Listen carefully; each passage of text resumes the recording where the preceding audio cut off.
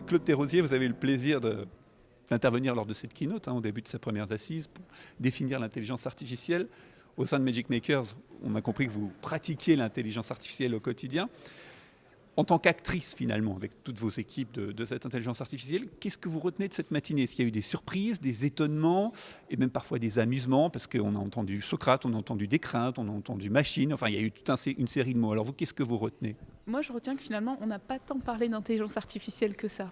Au final, dès qu'on parle d'intelligence artificielle, ça pose des questions, ça nous renvoie à ce qu'on est en tant qu'être humain, ça nous renvoie à nos craintes, ça nous renvoie à un monde qui est de plus en plus complexe et qui va très vite.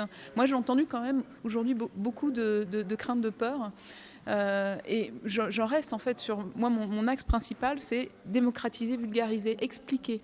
On a peur de ce qu'on ne comprend pas. C'est l'ignorance qui crée la peur. Donc il faut expliquer, il faut montrer à tout le monde, aux enseignants notamment, ce que c'est que l'IA et que ce soit eux qui soient en train de dire voilà où ça pourrait m'aider, voilà ce dont j'ai besoin, voilà les données que j'ai et comment un assistant intelligence artificielle pourrait m'aider à mieux éduquer les enfants.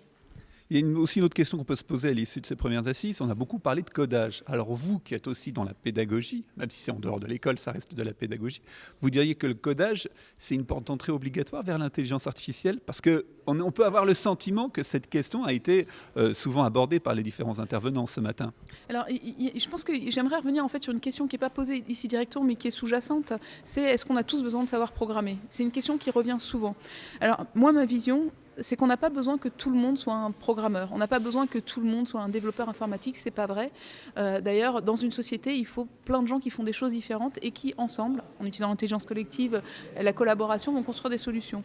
Par contre, mon point de vue, c'est qu'on ne peut pas comprendre sans s'être confronté à quelque chose. Et on ne peut pas comprendre l'informatique de façon théorique. À un moment, il faut avoir fait un minimum. C'est pour ça que je pense que tout le monde doit apprendre à coder un peu pour comprendre ce que c'est que cette logique, pour se rendre compte de ce que ça veut dire que donner des instructions à une machine, et pour pouvoir du coup envisager des solutions, même si ce n'est pas lui qui les réalisera ou elle qui les réalisera, parce que ce n'est pas le mieux pour celui qui est le plus doué en programmation, mais il pourra travailler avec des développeurs.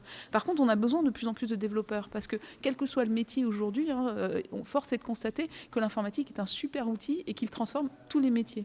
Pour venir plus spécifiquement sur le cas de la question qui est est-ce que pour l'intelligence artificielle, il faut savoir programmer?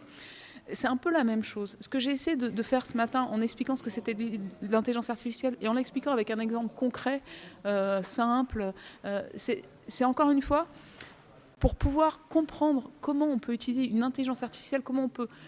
En fait, le vrai sujet sur l'intelligence artificielle avant de l'utiliser, c'est d'identifier à quel endroit ça va être une bonne aide pour l'être humain, une bonne aide à la décision. Il y a des cas qui existent déjà dans la médecine, d'analyse d'images, etc. Le vrai sujet, c'est ça. Et tant qu'on ne sait pas confronté pour de vrai à comment ça fonctionne une intelligence artificielle, comment je peux l'entraîner, de quoi j'ai besoin, quel problème je peux résoudre avec, ça reste très théorique tout ça. Et finalement, moi, c'est un peu ma leçon d'aujourd'hui, c'est que le débat est encore très théorique et c'est normal. Merci beaucoup.